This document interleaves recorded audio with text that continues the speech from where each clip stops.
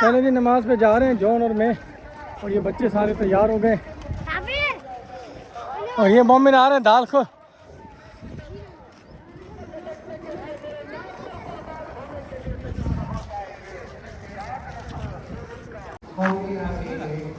جی بابا.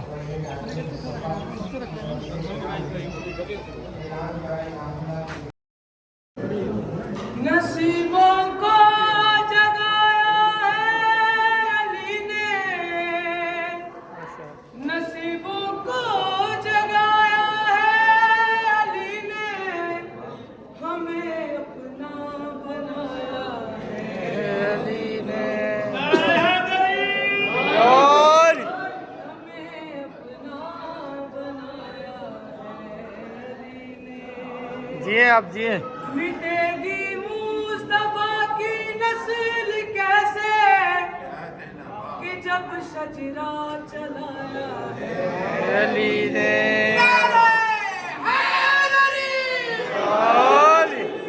کہ جب شجرہ چلایا ہے علی نے، نصیبوں کو جگایا ہے علی نے. علی کے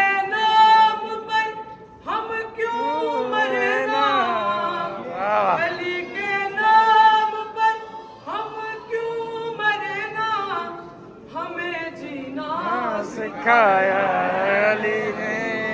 جی ہمیں جینا سکھایا ہے علی نے. وہ تطہیریں وہ عزت بیٹیوں کی بچانا خود سکھایا ہے علی نے. نصیبوں کو جگایا ہے علی نے، نصیبوں کو جگایا ہے علی نے. منکر سن لو اے علی کے منکر سن لو، منکر سن لو اے علی کے منکر سن لو. وہ دروازہ ذرا ڈھونڈو ذہینوں، وہ دروازہ ذرا ڈھونڈو ذہینوں جو خیبر میں اڑایا.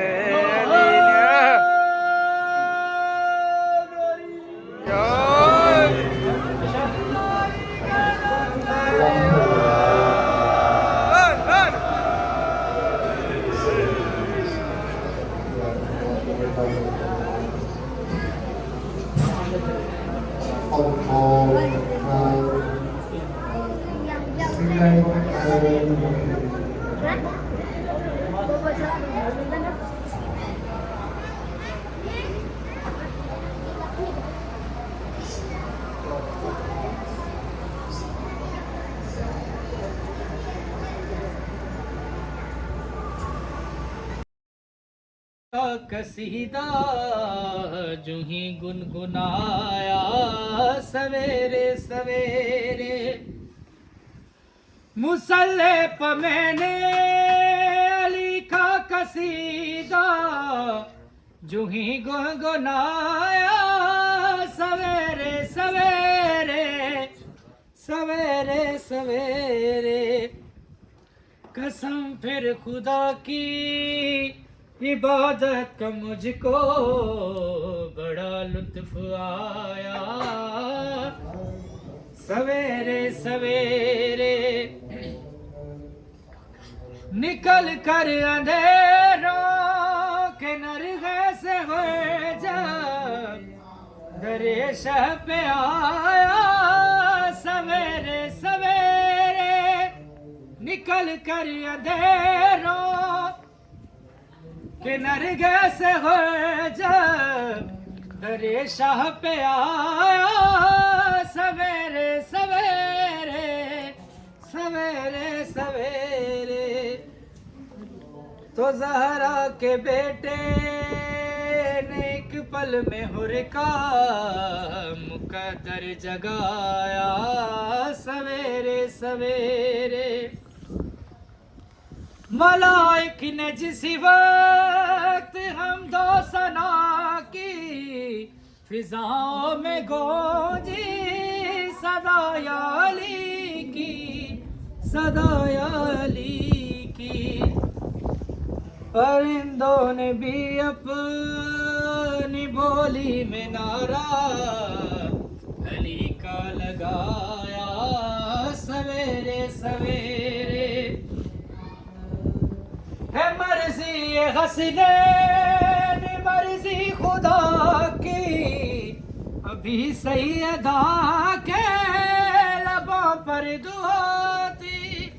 ہے مرضی حسنین مرضی خدا کی، ابھی سیدہ کے لبوں پر دعا تھی، لبوں پر دعا تھی. تھی لباس جنا لے کے رضوان جنت نے در کھٹکھٹایا سویرے سویرے. مصلی پہ میں نے علی کا قصیدہ جو ہی گنگنایا سویرے سویرے. میں ناد علی پہ کہ سویا تھا شب کو، پسند اس قدر آئی یہ بات رب کو، یہ بات رب کو. سہیل ایک فرشتہ شفاعت کا میری سند لے کے آیا سویرے سویرے.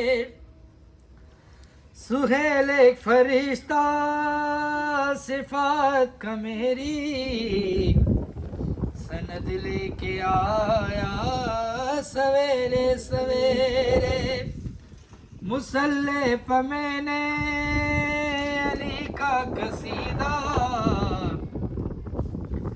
جو ہی گنگنایا سویرے سویرے. نعرہ حیدری یا علی.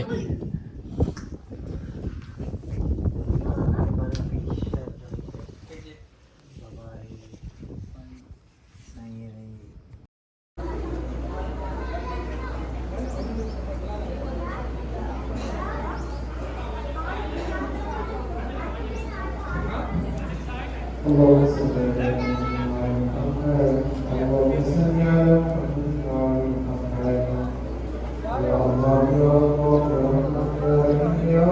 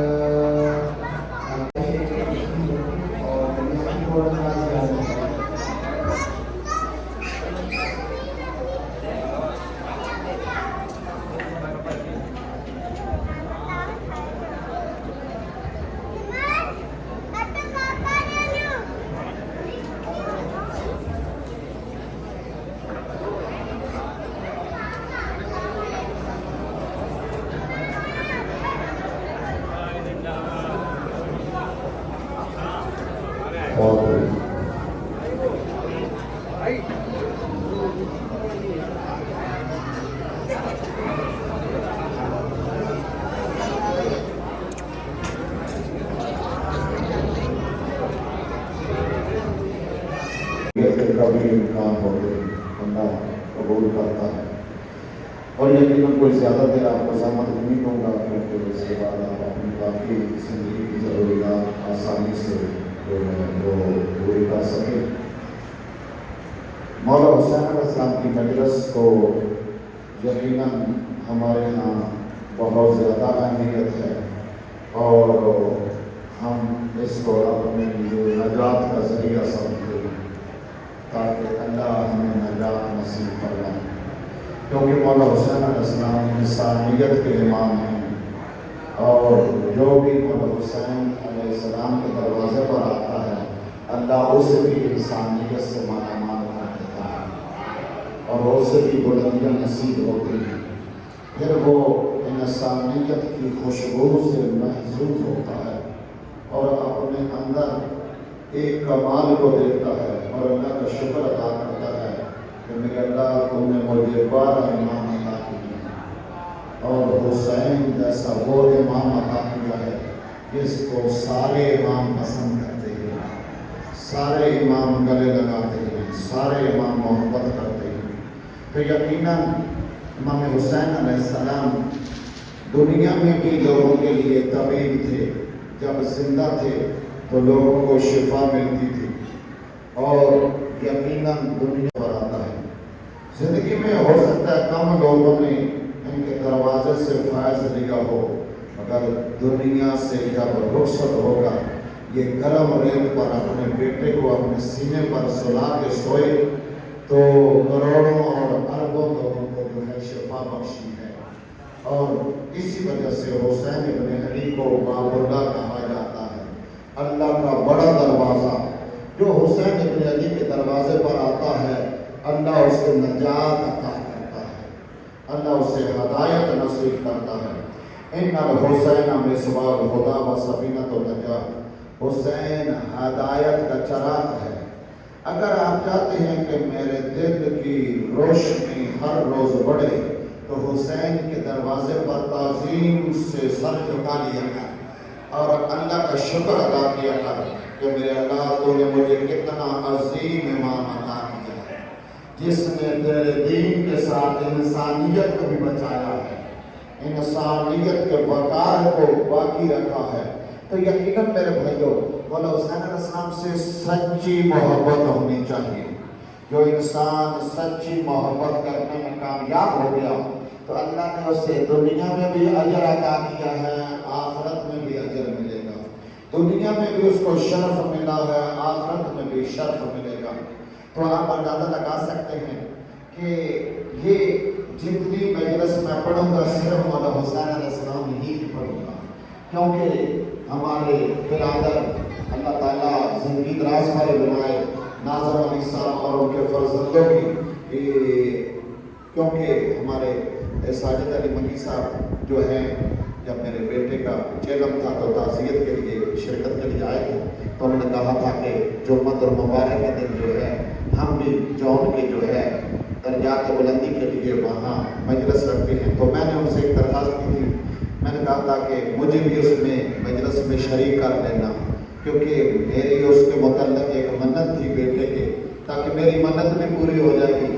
آپ جو ہیں وہ مجلس بھی جو ہے کر لیں گے تو ہم دونوں شراکت دار ہو جائیں گے، تو مجھے بھی ثواب مل جائے گا، آپ کو بھی ثواب مل جائے گا۔ اس وجہ سے یہ میں آپ کو زحمت دے رہا ہوں، ورنہ میں کوئی زیادہ کوئی بڑا خطیب نہیں ہوں، میرے سے بہتر لوگ جو ہیں مجلس میں بیٹھے ہوئے ہیں اور باقی علماء بھی موجود تھے نماز میں تو ناگار آدمی ہوں، بس یہی امید لگائے ہوتا ہوں کہ میرے اللہ تیری رحمت بڑی وسیع ہے، جب تم نیک لوگوں کو بخشتا ہے تو گناہگاروں کو بھی ساتھ بخش دیتا ہے، ہمیں بھی بخش دینا نیک لوگوں کے ساتھ۔ میرے اللہ ہم بے شک اگر گناہگار ہیں مگر تجھے وحدہ لا شریک مانتے ہیں، کبھی طبیب وہیں سے علاج شروع کرتا ہے۔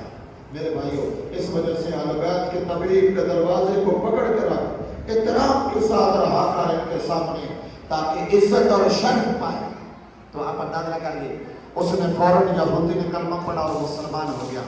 جب وہ مسلمان ہوا تو اس نے کہا کہ میری ایک آرزو ہے، کہا بتائیے کیا تیری آرزو ہے؟ اب تو جو چاہتا تھا وہ ہو گیا، کہا میں چاہتا ہوں یہ بچی آل محمد کے گھر میں رہے، اولاد رسول کی سعدانیوں کی نوکری دے، اور میں اپنی بیٹی سعدانیوں کی خدمت میں مشغول ہو گئی۔ تو جب وہ سن بلوغت کے قریب پہنچی تو مولا حسین علیہ السلام نے اس کو بلایا اور بلا کر کہا کہ دیکھ اب جو ہے اپنی بیٹی کو لے جاؤ اور اس کی شادی کرو، کیونکہ یہ اب سن بلوغت کے قریب پہنچ گئی ہے۔ تو میرے بھائیوں آپ کو بتانے کا مقصد یہ ہے کہ حسین ابن علی کے دروازے سے کوئی خالی نہیں جاتا۔